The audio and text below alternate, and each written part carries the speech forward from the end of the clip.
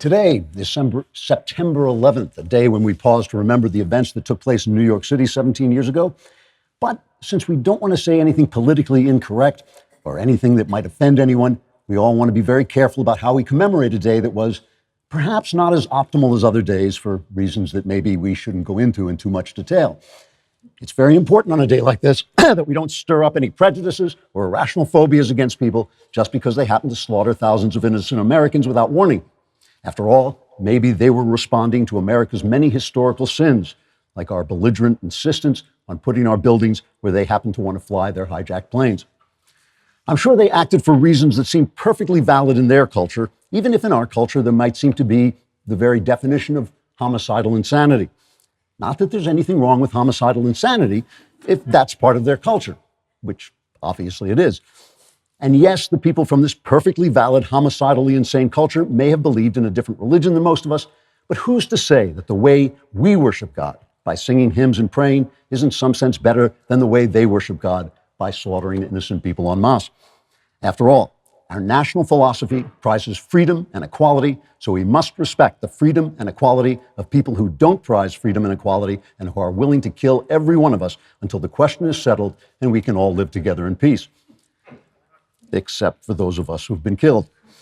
So this September 11th, let's all remember not to remember what we remember, lest we remember something truly offensive, something truly politically incorrect, something truly pro-American, namely the truth. Trigger warning, I'm Andrew Klavan, and this is The Andrew Klavan Show. I feel hunky-dunky, life is tickety-boo. Birds are winging, also singing hunky-dunky-doo. Ship-shaped, tipsy-topsy, the world is zippity-zing. It's a wonderful day, hurrah, hooray! It makes me want to sing. Oh, hurrah, hooray! Oh, hooray, hurrah! Welcome to the Andrew Klavan Show, broadcasting live from the Reagan Ranch Center in Santa Barbara. If you're watching, you can see the many pictures, gigantic pictures of Ronald Reagan around me, which are making me feel kind of insignificant, even a little more insignificant than when Ben Shapiro leans in my studio every morning and shouts, "You're insignificant." But somehow the Reagan is worse, and I'm happy to be here. We're going to commemorate 9/11. First, I have to pay the rent by talking about 23andMe, which is, I have now used 23andMe. I haven't got my results back yet, but I'm kind of enjoying this part. You know, you spit in a tube and you send it in to get your genetic information. And I'm kind of enjoying this part because I can have all kinds of expectations. Like I'm hoping that I'm actually like one of the very few people of Jewish heritage who is part Cherokee. You know, that didn't happen a lot, you know, and then I can join Elizabeth Warren, or as her tribe calls her, lies like a dog, in getting my Indian name as well, which would be something like shines like the moon, possibly. I don't know. But it really is good. You can get things like DNA can tell you, play a role in determining your food preferences. You can find out the bitter taste report, whether you prefer sweet or salty. The deep sleep report tells you if you are more likely to be an especially deep sleeper, which I can already guess on mine since I haven't slept since 1972. The saturated fat and weight report tells you, based on your genetics, how your weight might be affected by saturated fats in your diet. All kinds of fascinating information, so I'm really eager to find out. You can order your 23andMe Health and Ancestry Service Kit at 23andme.com/Klavan. That's the number, 23andme, ANDME.com/Klavan. And, of course, in the report, it will tell you how do you spell Klavan, which is Klavan. No E's. There is no E's in Klavan. I just make it look easy. That's all there is to it. All right, so I was out. I don't know how many of you guys were out there. It was a very, very moving ceremony out on the beach in Santa Barbara by Young America's Foundation, which runs the Reagan Ranch Center. And I gave a few remarks, which was very difficult because before I gave these remarks, they had bagpipe playing, which was just absolutely heartbreaking. I was afraid I was just going to get up and sob for 5 minutes, but I managed to push through. And I was talking about some of the things that we wanted to remember about 9/11 because we're hearing a lot of things from people like we shouldn't talk about it. And Slate, a college professor today, said, we don't need to memorialize 9/11. These students have enough on their minds without sitting around just worrying about things that happened before their lifetime. Joe Scarborough today he wrote an article in the Washington Post. I'll just read you the headline: Trump is damaging the dream of America more than any terrorist attack ever could. So you can tell that people on the left are sort of seizing this moment to sink as low as they possibly can and kind of making this an unimportant day. But it's not. It's not an unimportant day, and remembering things is not unimportant. I was thinking as I was speaking this morning about Lincoln's first inaugural address, when, there can be many arguments about who was the greatest American president, but there can be no argument about who was the greatest writer who was American president. It was Abraham Lincoln. And in his first inaugural address, he was begging the South not to pull away from America, not to start a civil war. And at the end, he said, "We are not enemies, but friends. We must not be enemies. Though passion may have strained, it must not break our bonds of affection. The mystic cords of memory, stretching from every battlefield and patriot grave to every living heart and hearthstone all over this broad land, will yet swell the chorus of the Union when again touched, as surely they will be, by the better angels of our nature." Just such beautiful language, the mystic chords being played by our better angels. Well, the mystic chords of memory are in fact, very mysterious. I mean, memory is what makes us who we are. It's how we know that we're the same person we were yesterday. It's how we build a picture of our personality from the moment we're born until the day we die. And I think it is true not just of individuals, it's true of our nation. And that's why I think it's so important. Guys like this professor writing in Slate saying we shouldn't remember things. I travel around with YAF to different colleges, and I find a lot of kids are being taught nothing. They're being taught nothing about how our government works, about where it comes from, about why we think the things we do, why we believe the things we do. And, they're also being told histories that emphasize the worst things about this country. I mean, the bad things that happened in this country, as they have in all country. And I always tell them that is as if I told your biography starting with your porn searches online. You say, who is Bob? Well, let me tell you this, because this will really grab you. And by the time I'm finished, you think he's a horrible person, when he really is. It's really not the bad things that we all do. It's the good things we do. In this country has transformed the world for the better. There's not a single person politically free walking on the earth who does not owe a debt of gratitude to America. I mean, that is just a mathematical fact. That we have really freed the world and taught the world what freedom means. All these people making speeches in Europe about how they're multicultural countries, which they're not, got that from us. I mean, they are imitating us. Even the Soviet Union, a slave state, felt compelled to call themselves the Union of Soviet Socialist Republics, because everybody knew that we had gotten it right, except us, because we were admiring the USSR. We were saying, oh yes, that's wonderful. So these memories remind us who we are. And I want to talk a little bit about my own memories of 9/11 and three things I learned from 9/11. And you may be surprised to hear that some of these are a little politically incorrect. But when 9/11 happened, I had only been back in this country a year. I had left to go to England for a year and had stayed for 7 years. So I was an expatriate. And I had this tremendous experience living overseas for 7 years, a long time, which was kind of like when the astronauts went to the moon and they took that picture of Earth and they saw it at a distance. And so for 6.5 of the 7 years, all I paid attention to was English politics. That's all I knew. I knew English people, read English news, was involved in English politics. The Bill Clinton scandals were going on. And of course, that was part of the English news, so I knew about it, but I wasn't in the country for any of that. And when I came back and I moved here to Santa Barbara, I found that my opinions had changed. And as a guy who had grown up in a liberal Democrat family where there were Republicans and then there were Nazis. And the separation was like this, that was really the way. If a Republican got elected president, my father was packing gold bars into a suitcase so he could bribe his way through the border to Canada. And so I came back, and to my shock, I found that the people who were saying what I was saying in America were Rush Limbaugh, the guys at the corner in National Review, Nazis. These evil conservatives were saying what I thought had learned to be true about America from seeing it from very far away. And then I was here 1 year, I guess, and 9/11 happened. And I remember waking up And you have to understand that my entire family lives on the island of Manhattan. Now, one of them has moved to the Bronx, but they all are New Yorkers, and they've all lived in Manhattan all their lives. And so I wake up 3,000 miles away, and I hear that a plane has gone into the World Trade Center. And the first thing I thought of was I remembered reading that in 1945, a military plane had crashed accidentally into the Empire State Building. And so that was the picture in my mind when I turned on the TV and saw what had really happened. And of course, I started calling my family, and one by one, I had three brothers and my father and mother. And I remember my father, who's now gone, but at the time he was sobbing. And I will tell you that the one thing you never want to hear in this life is your father sobbing. You do not want to hear that sound.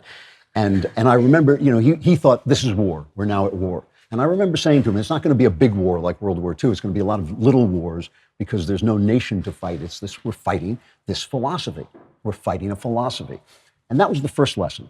That was the first lesson I remember, is that we're fighting a philosophy. And so much of human life is about philosophy. So much of history is about ideas, a battle over ideas. And that was why it was my last stage in becoming an actual open conservative. I was already a conservative, but this was my last stage in acknowledging it, because I saw liberals asking the question. I remember David Letterman going on TV after this happened and asking the question, why do they hate us?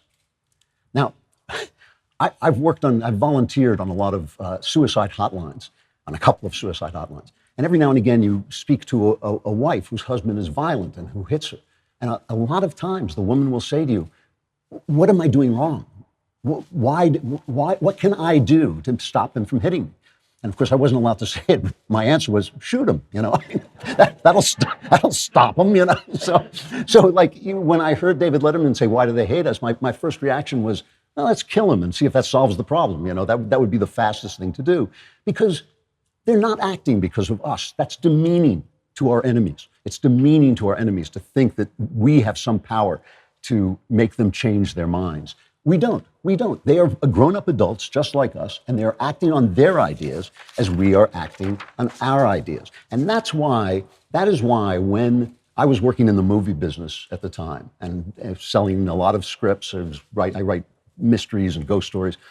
But that's why when I saw Hollywood start to turn out these films in which our soldiers were depicted as rapists and killers and idiots who were being abused by evil Republicans and sent into war where they were risking their lives for nothing, that's why I became an outspoken conservative, effectively ending my Hollywood career, because I realized our culture is where we store these ideas that are lived ideas. Our movies, not only did I think it was wrong to make anti-American films while our guys were at war, which was the real reason that made me so angry I started speaking out, but also this is the way these films last forever.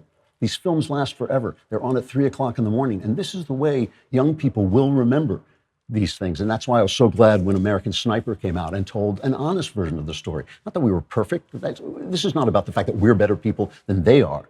It's the fact that bad ideas make cultures bad. Bad ideas make people do horrible things, and good ideas ennoble people and lift them up.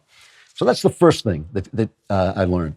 I have to pause for a minute once again, not to keep your lights on, but to keep our lights on at the Daily Wire and talk about Stamps.com. And Stamps.com is absolutely great. I personally, I'm old enough, so when I put an envelope in my computer and it comes out with a stamp on it, in my printer and it comes out with a stamp on it, I'm kind of like, wow, that is cool. Because you don't have to drive to the post office. The post office is terrific, but this will put all the amazing services of the post office right into your desk 24/7, where it's convenient for you. You can buy and print official U.S. postage for any letter, any package, using your own computer and printer, and the mail carrier picks it up. Just click, print, mail, and you are done. It couldn't be easier. Right now, use the code Klavan, once again, for this special offer. It includes up to $55 free postage, a digital scale, and a 4-week trial. Do not wait. Go to Stamps.com before you do anything else. Click on the radio microphone at the top of the homepage and type in Klavan. Aha, but how do you spell Klavan? It is Klavan. That's Stamps.com. Enter Klavan. The second lesson I learned is this. And here's where we get into things that make you uncomfortable, make some people uncomfortable. Religion matters, even if your religion is atheism. You know, elites and intellectuals were shocked at 9/11 that anybody could be so primitive as to care enough about God to commit an act of suicide killing. It had been happening all around them, but they couldn't believe it. They thought that in the natural order of things, we were all going to grow out of this primitive idea that there's some big bearded man up in the sky, you know, running things. And oh my goodness, what a silly thing that you would think about this. This 9/11 happened before I became a Christian, but already I had come to understand that there must be a God. If all the logic of life was to work itself out and make sense, I had begun to believe in God, but I hadn't become a Christian yet. And when I watched this, I thought, what culture, what nation, what people has not been shaped at the deepest, deepest level by its concept of who God is? I mean, when we say that we hold these truths to be self-evident, that we are endowed by our Creator with certain unalienable rights, that implies an idea of a Creator. That implies an idea of what the Creator wants. I'll tell you something, the people who flew those planes into those buildings and into the Pentagon and who tried to fly it into other buildings in Washington, they and I agree on one thing. We agree on the idea that the government is meant to enforce the will of God. They think the will of God is that you should be slaves. I think you should be free, and that the government is there to ensure that you are free, to ensure the rights God gave you are put in place. There's no getting out of that. There's no getting out of that conflict. I mean, that is a conflict in two ways of looking at the world. And when you point out to people who are so advanced and have gotten so far in their intellectual journey that they realize this God stuff is all primitive nonsense, and you say, well, what about the communists? The communists in China and in Russia enforced atheism and slaughtered more people in about 20 minutes than all the religious wars on earth had ever slaughtered anybody, right? Their answer is always, Sam Harris, the big atheist guy, says this, well, communism is a religion too. Communism is a religion too, but communism is not a religion. Communism is not a religion. Atheism is the religion of communism, and it must be because it is completely a materialist way of thought. So, you know, when you look at people who are atheists, that is also a religion. It's a way of confronting the unknown, the eternal, your creation. Now, I read a lot of scientific books, and a lot of scientific books that come out now put forward the idea that science has taken us beyond the idea of God, and that has consequences. Let me read you a book. It's called, read you a little portion of a book called Sapiens, a little portion of an interview with the author, Yuval Harari. Sapiens is a huge bestseller. Bill Gates thinks it's the most brilliant thing ever. And it's all about the fact that we are human beings because we tell these fictions, untrue stories, and they bind us together. And Harari says, if you think about human rights are a fictional story, just like God and heaven. They are not a biological reality. Biologically speaking, humans don't have rights. If you take Homo sapiens and look inside, you find the heart and the kidneys and the DNA. You don't find any rights. The only place rights exist is in the stories that people have been inventing. If you don't believe in God, that is absolutely right. That is absolutely true. But I am a fiction writer. I'm a writer of stories, and stories are not made up. There are ways of communicating truths that you can't say in any other way. We all do it. We all use metaphors to say, you know, what was it like to pitch a no-hitter? You say, well, it was like waking up on Christmas morning, because there's no words. There's no words to say what it's like, what the experience of being a human being is like. So we write stories, and we use art to communicate these things. So when you write a story, the question is the story true? Is the story true? And that is the question that Yuval Harari doesn't have to ask. But if we lived in Yuval Harari's world, where human rights were a fiction, how hard is it to guess? How hard is it to guess what that world is going to look like about 10 seconds after it gets founded, right? Because how do you defend your rights? How do you defend your rights if they're just a fiction? He has a better fiction. His fiction is that the world is going to end through climate change, and so you have to give up your rights. You know, his fiction is something else. The question is not whether we're telling stories. Of course we're telling stories. There's no way to communicate the essential facts of life without telling stories, but are the stories true? And that is really the question we're asking. Harari's religion is atheism, so is Steven Pinker, another science writer that I like, and so he thinks our rights are a fiction. But I believe, and I think I don't have to quote the Bible. I believe in a God who made us in his image and wants us to be free. And I don't have to quote the Bible to prove that, because I think all of nature cries it out. All of the human heart cries it out. So the objection to this, the thing that makes people so upset when you start talking about religion, is they say, well, wait, are we going to have holy wars? Are we going to have holy wars? We're going to go back to the world of holy wars? I remember I was judging a journalistic contest, and I was on the phone with other journalists who were also judges in this contest. And one of these women, a very big, I won't give her away, but it was a very big journalist, and she said, I heard that George W. Bush prayed before he went into Iraq.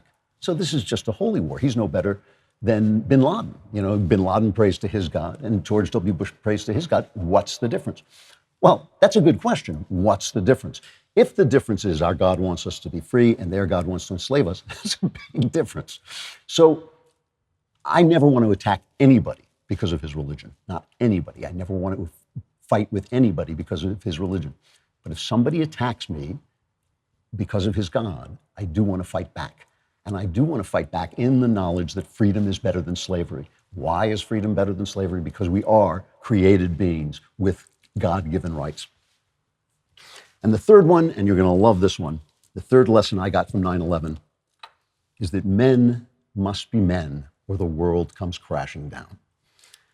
Now, whenever you speak in praise of manhood now, there's always somebody who says, well, a woman could do that. And here's my answer.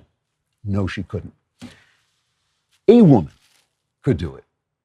But if men abandon their posts, if men abandon the rules of manhood, which require bravery, which require sacrifice, which require standing up for the women in our lives, the world comes crashing down. And this is a good time to stop for a minute and remember the men of 9/11, the firefighters and police, and this is something I can barely keep in my head, who charged into the buildings as they were crumbling to get people out. Without men like that, the world comes tumbling down. I should remember the Engine 54 Ladder 4 Battalion 9 in Midtown lost 15 men. 15 men that day, okay? I mean, the engine companies are not that big. I don't know if you've been to New York, anywhere, even in a big city, they're not that big. 15 men is a huge, huge number. Talk about Tom Burnett, Mark Bingham, Jeremy Glick, and Todd Beamer, who took back United 93 and drove it into the ground before it could reach what they think it was. They think it was D.C. What made those guys so American, such American men, is not that they had courage. All kinds of people have courage. But that they broke the rules when new information came in. That was an incredibly American thing to do. The rules, the thing that people were trained to do when a plane was hijacked, was to let the hijackers do what they want. They were just going to fly to Miami, park the plane, get their ransom or whatever, and let everybody go. So there was no point in fighting back and getting killed. But one of these guys, Tom Burnett, was on the phone with his wife, Dina, and she said, that's not what's happening. They're hijacking planes all over. They're crashing them into buildings. And they decided that they were going to take back the plane. An amazing act of courage. Without men like that, the world comes crashing down. I mean, I could go through so many, but I also want to mention Chris Stevens and Sean Smith and Glenn Doherty and Tyrone Woods, who died 9/11/2012 in Benghazi. These ideas that we hold, these ideas that come from our God. Because of these ideas, there's certain things you can't have. If you want people to be free, you can't be equal. Because if you're free, you're going to be better at something than me. Maybe I'll be better at something than you. If you're free, people are going to rise at different levels. So you can't be equal. You can't have equal outcomes. But if you want to be free, you can't be always at peace. You have to fight sometimes. Because people want to enslave you. That's human nature. People want to enslave you, and some people want to give up their freedom because it's too much trouble. Without men to fight those battles, you will not be free for long, and the world will come crashing down. And today, and I'll talk about this later on at the end of the show, because we've had a huge, in Hollywood, we've had a huge bout of Me Too toxic masculinity, but we hear all the time about toxic masculinity. And believe me, like I said, I work in Hollywood, I see a lot of toxic masculinity, all right? But on 9/11, I think we should remember what real masculinity looks like and how much we owe it. How much we owe to the men who fulfill the roles of men. And I think that that is the third thing I took away from 9/11. We're not all soldiers, we're not all firemen, we're not all policemen, we're not all heroes. But I do believe that each and every one of us have a little piece of this beautiful idea in our hands, and we have to defend it with all the courage we have, no matter how they shout at us, no matter how they scream at us. And I think ultimately that there's going to have to be a phalanx of men who stand for these things and hold them up, because that's the only way that they'll survive. So that is what I take away from 9/11. In the end, we can't remember pain. It's a really interesting thing about the human mind. We can't remember pain. If we could actually remember pain, no woman would ever have a second child. I mean, you forget how bad it is, and you go back into the fray. And because we can't remember pain, all of history eventually becomes literature. That means all of history eventually becomes a story that we tell. And we have to tell that story, and we have to tell it truthfully, and we have to remember, because there are always people willing to tell stories that aren't true, stories that promote bad values, stories that promote bad ideas. And we stand on a tower of great ideas. And as I said in my speech this morning, that tower is still standing, and we have to never let it fall. Spencer Brown is Young America's Foundation's spokesman. He routinely travels to colleges and universities to manage some contentious situations. You've traveled with Mr. Shapiro, have you not? Quite a bit, yeah. And yet here he is alive to tell his story. He helps out the YAF students around the country, and he is also an opinion contributor for The Hill. I did not know that. Congratulations. Thank you. So when you look at this culture, when you hear someone like the professor at Ripon University saying we don't need to remember 9/11, and you've seen so much around the country, what do you think? What is your response to that? Well, I think the first thing to look at is just how bad higher education has got. When this is a professor at Ripon College who's basically telling students they don't need to learn anymore because it's something that happened before they were born. And obviously that's sort of the form that YAF's 9/11 Never Forget project has taken on now. It was started in 2003 in order to sort of push back on the left's attempts to make it a politically correct, sanitized remembrance that you talked about. But now, students, high school freshmen especially, they weren't alive when 9/11 happened. College freshmen, a lot of college students today have no memory of that day. I was only in second grade when it happened, so even my memories, are hazy at this point. But when you look at professors who are saying we don't need to remember bad events in history because they happened before we were alive, where does that stop? Is he going to stop teaching about the Holocaust because it happened before he was alive? Is he going to stop teaching, about anything? Where does the line fall then once you start trying to censor history in a way that it basically protects this fragile leftist ideology? It is the ideology. I mean, one of the things I remember on 9/11 is thinking, well, there goes multiculturalism, but they cling to it like a stone, basically. Absolutely, multiculturalism, but not any sort of ideological diversity. They're all about certain kinds of diversity, but what I see, especially on all these college campuses, if you're a conservative, you don't have rights when you walk through the door, and obviously that's unconstitutional, and the grounds for several lawsuits YAF has right now, but it's something that we continue to push back on, but the left is not easing up, especially in the age of Trump. So when I go for YAF and I talk at universities, I see these young people. You cannot, if you ever want to feel like hopeful, you look at these young people. They're so smart, so bright, so brave. But talk about a little bit of what you see them facing on a day-to-day basis. Yeah, I think most people would be surprised. The media, somewhat to their credit, has started to cover these situations, and it's part of my job as the spokesman at YAF to make sure that people understand what it's actually like to be a conservative on these campuses. But it takes so many different forms depending on the school. At some schools, it is the students who are so intolerant, and so you'll have them, anytime a Young Americans for Freedom chapter tries to table on their campus and pass out, for example, pocket constitutions, the students will run over and tell them, this is inappropriate behavior, this is triggering to me, I don't like this document because it was written, far too long ago by racist, slave-holding white men and all these things. And then other times, sort of more nefariously, there's this anti-conservative bias that's sort of institutionalized in higher education today. And so you see these schools, whether it be UC Berkeley or the University of Wisconsin in Madison, University of Connecticut, where they use the bureaucracy of the administration in order to shut down conservatives through preventing them from using rooms, telling them that they can't speak in a certain venue at a certain time of day because they don't want conservatives on campus after dark because that would be dangerous. That's what Berkeley initially told us when we were working to bring Ben Shapiro there. And so they just sort of use this multi-pronged approach in order to make it so that way conservatives don't have a voice on their campus. Because again, what we find on these campuses when YAF is able to bring in one of these speakers, there are a lot more conservatives than you think exist. They're just sometimes so suppressed that they just feel like it's useless for them to even get out and be active. Now, for a while, it seemed to me, Shapiro faced virtual riots. I mean, he was really surrounded by violent people. Some of these Antifa people are really dangerous. And yet, from a distance at least, it seems a little bit, this has calmed down. Is that fair to say? I think it's interesting right now because we're just coming back into the school year. So over the summer, things sort of calmed down just because there's nothing happening on campuses. But already kicking off this year, we had Ripon College, told the students there who were doing the 9/11 Never Forget project today, one of more than 200 schools doing the project, but they told them that the Never Forget posters we have, which if you're familiar with them, they have a photo of the Twin Towers that are burning, they have photos of other attacks carried out by radical Islamic terrorists. And the school said that these are inappropriate posters because they're, just only singling out this one religion. And so they told the students, the body that held this meeting is called the Bias Protocol Board, which just sounds like hell to go into a meeting with them. But they basically told these students, that if you're going to single out one religion, these constitute bias and they're not welcome on our campus. And so they said things like the Iran hostage crisis was not, related to Islam at all. They said that they didn't think the Pulse nightclub shooting was something that should be included because it means more to the LGBT community. And so by using it on their poster, the YAF chapter was sort of appropriating LGBT culture. And they just run through all these weird objections to try to tell students, that what you're doing is either stupid or useless or at worst, offensive and harmful.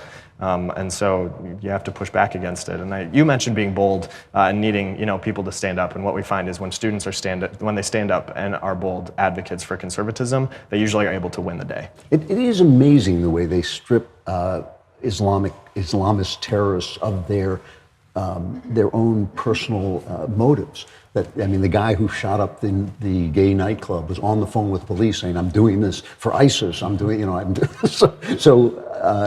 That was his statement. And yet then we see people who write for the New York Times actually explaining, no, that's not why it is. When you go in, do you go in and have conversations with things like this Orwellian board? Yeah, it kind of depends. A lot of times, it's the students who are on the front line, so they're really the real brave ones because every single day they try to stand up and hand out a constitution or, God forbid, a Bible or whatever it may be. They're the ones who get the brunt of this assault from the left on campuses. But from time to time, when it comes to these campus lectures, I travel to a lot of them to help make sure that our story is getting out there because often the press will try to, carry water for the leftist administration and whatever else. And so I'll go in and say, this is ridiculous what's happening. I had to do that at Berkeley. I had a little kind of guerrilla press conference on the steps of one of the buildings there because the school's chancellor had called a secret press conference to try to throw us under the bus and say that how dare we cause them to spend $600,000 and bring in 700 police officers, to which I held my little press conference and said, how dare you have a college or a university where your students can't handle opposing ideas? This is ridiculous. This is all your fault. It's not our fault that your students need Play-Doh and a puppy in order to have Ben Shapiro somewhere in the vicinity. And so when it comes to those to be fair, things, I also need Play-Doh and a puppy to have Ben Shapiro. But it's just, when you talk to these administrators, they just think it's so beyond the pale that there would be a conservative who dares to want to speak on their campus and that you would try to bring in a differing viewpoint because for them, they need their echo chamber. Because as you see, if a conservative idea is expressed, the leftists kind of have to question what they're saying because it's not based in fact, it's not based in history. And I think that's why we see them trying to just erase history that's sort of the inconvenient truth. Well, at any point, these are theoretically intellectuals. These are people dedicated to thought and dedicated to teaching. Have you ever encountered anybody on these in campus administration? Because I'm appalled that the administration would be a part of this. It's one thing to have radical students, we've always had those, but to have anybody in the administration shut down speech. Do you ever meet people who sort of are willing to talk it out or actually receptive to what you're saying? Every now and then there are a few closeted conservatives who will come up to me who are in the administration or somebody will come up and very quietly sort of pull me aside at an event. This happened at the University of Utah last year and pulled me over to the side and just sort of quietly said, just so you know, we have your back, but I can't make a statement supporting your right to be here because if I do, the students will revolt. But what about a leftist who says, well, let's sit down and reason together?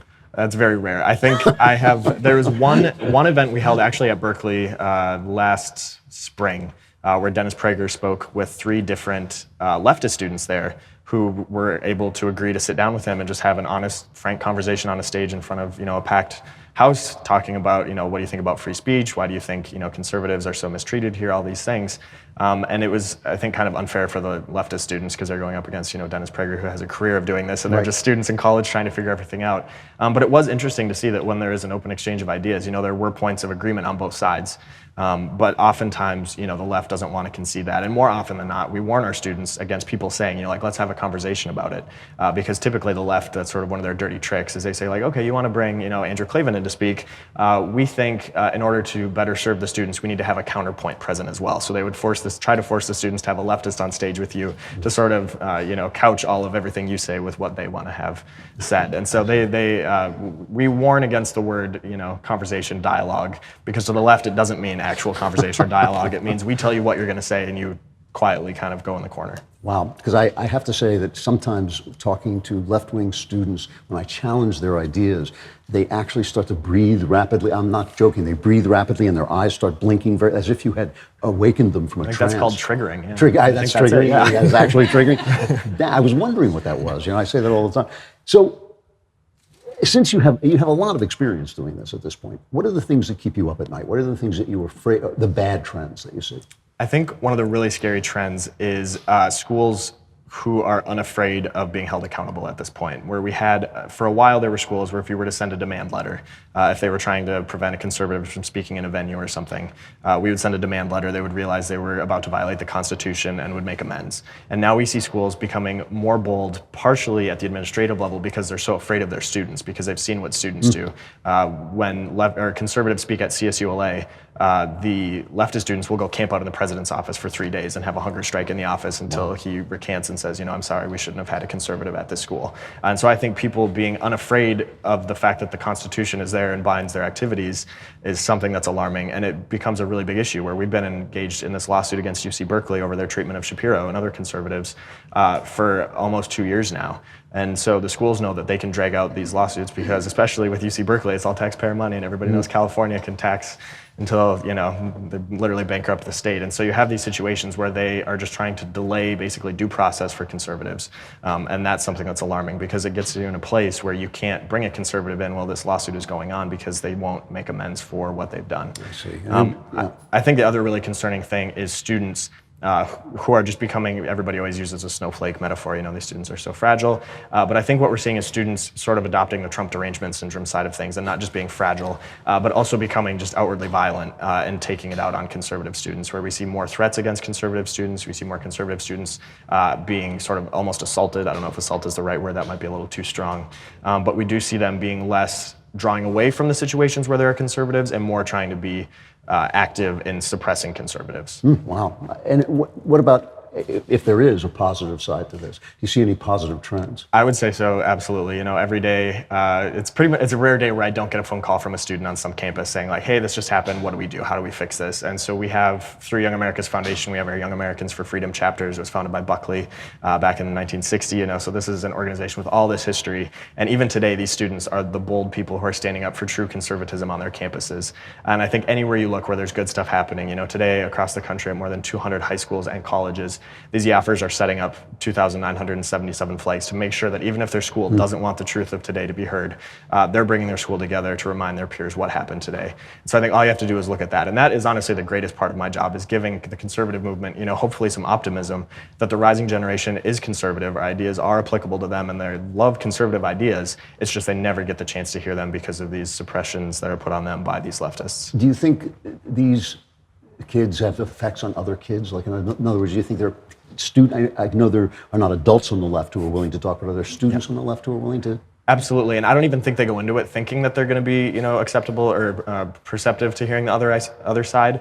But prime example, actually, when Ben spoke at California State University, Los Angeles, and it basically descended into riots, and you had Melina Abdullah and people, we had a professor threatening to fight our students, asking, "Do you lift, bro?" Just absolutely ridiculous stuff going on there. But there were students who showed up to protest that lecture that ultimately went on, but was just crazy. They pulled the fire alarm, everything else. But there were students who showed up to protest who today are some of the most active members of the YAF chapter on that campus, who are now out there trying to introduce their peers to the same ideas that literally changed their lives. And so you see, in that totally chaotic day that led to a lawsuit and everything, and had to sneak students in 3 at a time through a back door with a police escort just to get them in a room to hear Ben Shapiro. But the people who are outside screaming about him being a fascist are now the ones working to bring in conservatives to their other peers. That's a great story. I think I'll end there. That's terrific. Thank you very much. Spencer Brown from Young America's Foundation. That actually is good. Yeah.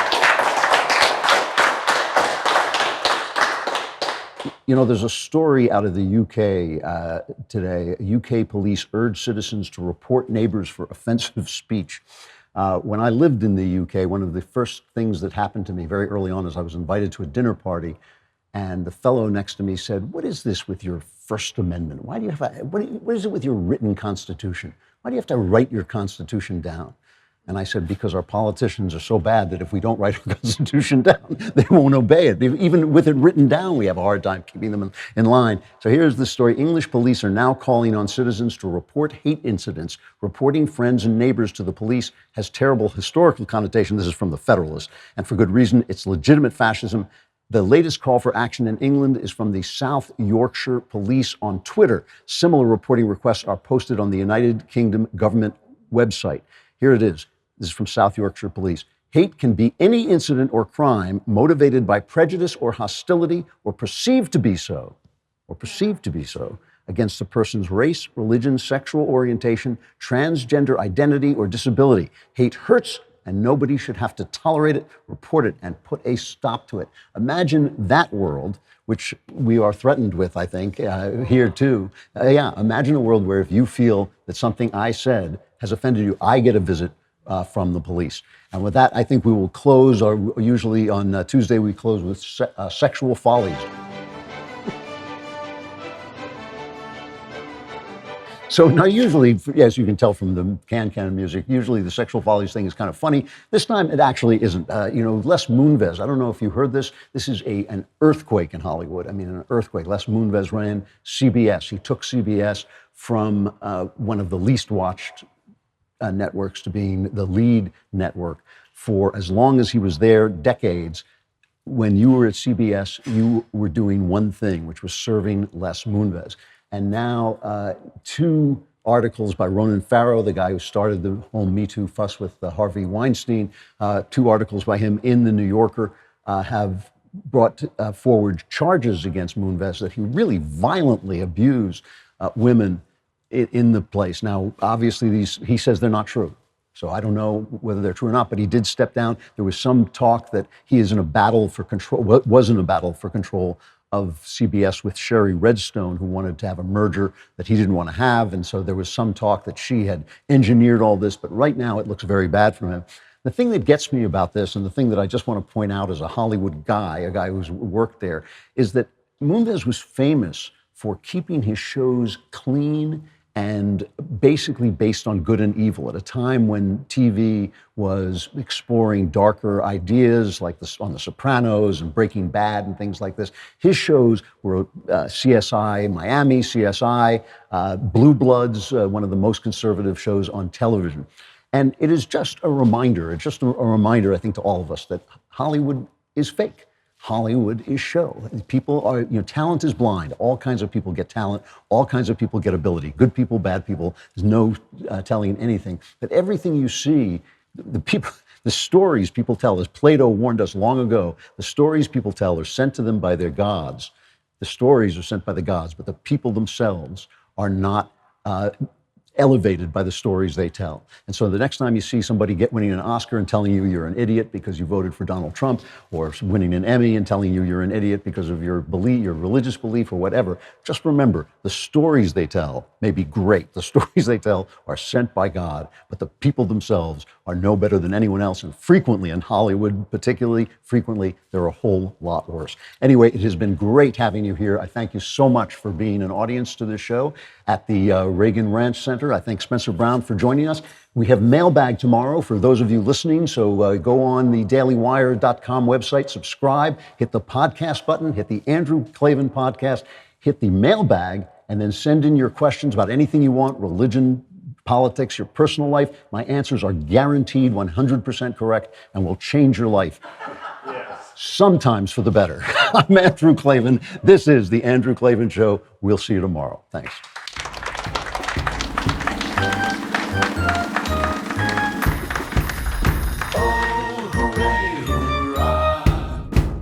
The Andrew Klavan Show is produced by Robert Sterling. Executive producer, Jeremy Boring. Senior producer, Jonathan Hay. Our supervising producer is Mathis Glover. Technical producer, Austin Stevens. Edited by Alex Zingaro. Audio is mixed by Mike Cormina. Hair and makeup is by Jesua Alvera. And our animations are by Cynthia Angulo and Jacob Jackson. The Andrew Klavan Show is a Daily Wire Forward Publishing production. Copyright Forward Publishing 2018.